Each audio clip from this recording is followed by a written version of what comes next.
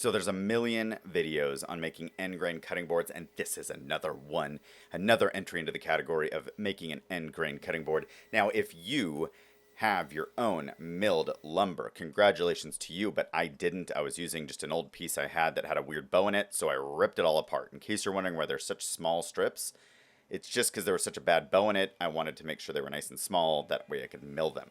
So this is the most important part of any cutting board, but especially an end grain cutting board. You have to have square edges. Everything needs to be square. Now I use this overpriced woodpecker square to check that my joint are square, and pretend that it is, even if it isn't. As long as it's close enough, we're good on that, and there you go. It's square.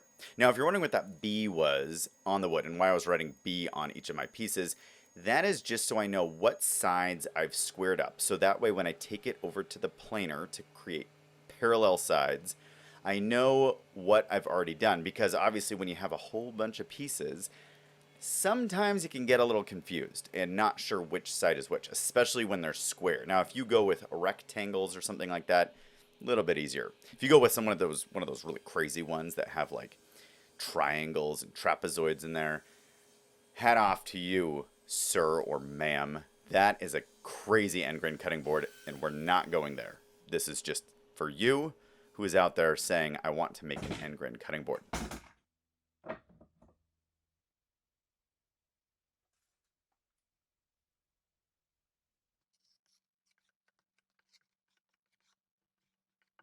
All right, gluing up is not that exciting, but it is important to make sure you have a lot of coverage whenever you're making a cutting board, but especially an edge grain cutting board, because you're effectively making two cutting boards, and at a point you're going to flip the cutting board. So here I'm just mating them. You're seeing my little B's there, so I knew which sides were which, and that way things are parallel to each other, and they mate up nicely here when you clamp it together. But you want to have some nice squeeze out. You got to have that glue dripping out so that you know you have a really nice fit. Now, if you have a little bit more that drips out, who cares? Scrape it away. I have this little scraper, and I think it's made for painting. It works really well. Don't overthink it. Some people are like, oh, this is the perfect amount of squeeze out. The glue just needs to squeeze out. I mean, you can figure it out. You're going to put it through the planer anyway, so it doesn't really matter. Just dance it out. Have a good time. You're woodworking. We're supposed to be having fun. And it should look like this, okay? And then you can see there's an end grain, but we need to first rip it down just like this. A little cross-cut action using a cross-cut sled gets you some nice pieces that then you just put back on there and make a second cutting board. I mean, it's still your first one, but you're just doing it all over again. Now, I like to give it a quick sand on each side just to make sure it's nice and smooth, that it's going to work really well once I try to mate those together. And then it's back to glue season. And then you run out of glue, but by the power of cinema, I suddenly had enough. And so you can spread it. I like these little spreaders. They're cheap. They're on Amazon. I don't have a link in it. Maybe I'll put a link in it. Who knows? Okay, but they're cheap on Amazon. You can get like a 50-pack. Are they good for the environment? Not at all. They seem super wasteful, and you could probably do the same with just a piece of wood or your fingers or just a fist. But they work well for spreading glue, which is something when I'm younger I never would have thought that I would ever say that. That my life has now gotten to the point where I'm thinking about how great it is to spread glue.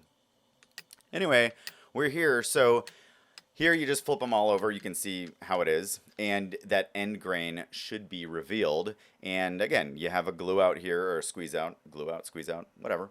And you have a little squeeze out, looks good, and you let that dry. I give it usually, overnight. I don't have that much time to just be sitting there waiting for it to finish. So give it overnight, and then scrape away again, which is going to become your new favorite hobby, aside from gluing up stuff. And then if you're rich like me, just kidding, but if you happen to have a lot of tools that your wife was so kind to let you buy, you can run this through the drum sander. That's just going to save you a ton of time, but it's really not necessary. I've made plenty of these before I had the drum sander, and you can just use a large orbital sander or a small orbital sander.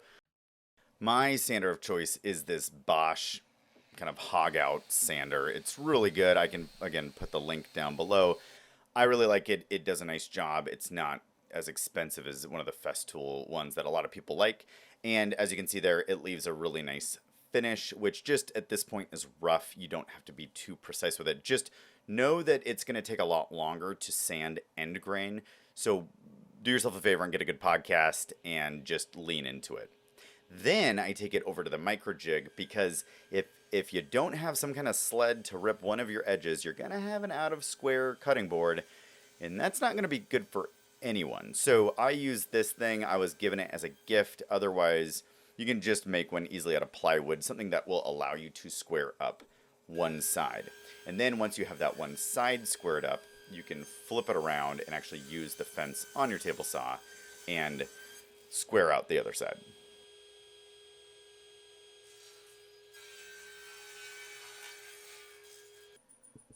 At this point, I realized it was a little bit more slender than I wanted to give to the person who had asked me to make it.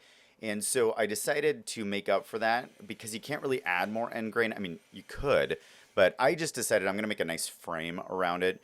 That's going to make it not only a little bit bulkier, but I think it actually gives it kind of a nice aesthetic, because you have that end grain in the middle and it basically frames the end grain, which is nice. So I had to mill up all that wood again, which you're seeing here, and make it the right thickness and the right shape. And so obviously you're running around and doing all this milling, which I'm just speeding through here by the power of video, because that's not always the most exciting thing to see. But once you have it all milled, then you can start to think about what you want for the frame and how that shape might look best.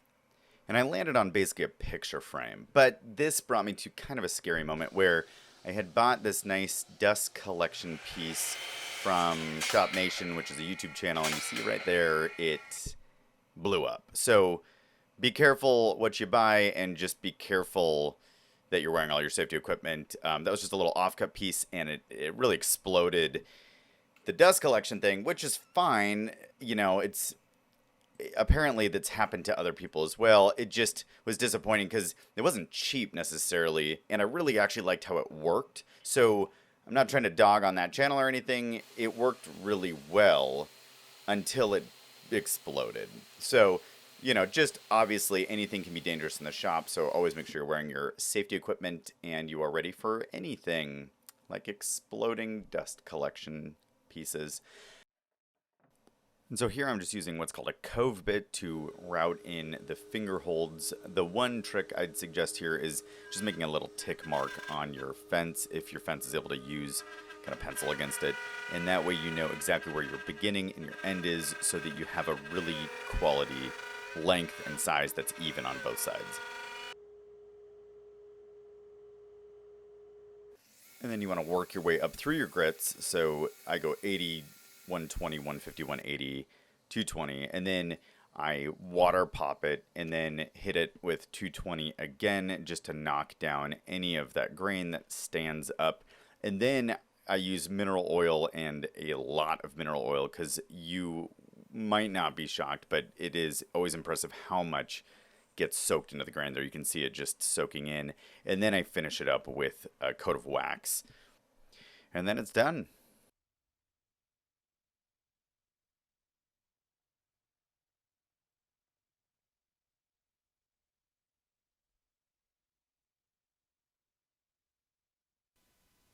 Thanks for watching. Click like, subscribe, all that stuff. It's very helpful. This was not my favorite build in the world, because I don't love making cutting boards, but I think it turned out well, and I think the person who's going to get it is going to like it. So thanks again for watching and supporting. I'll see you later.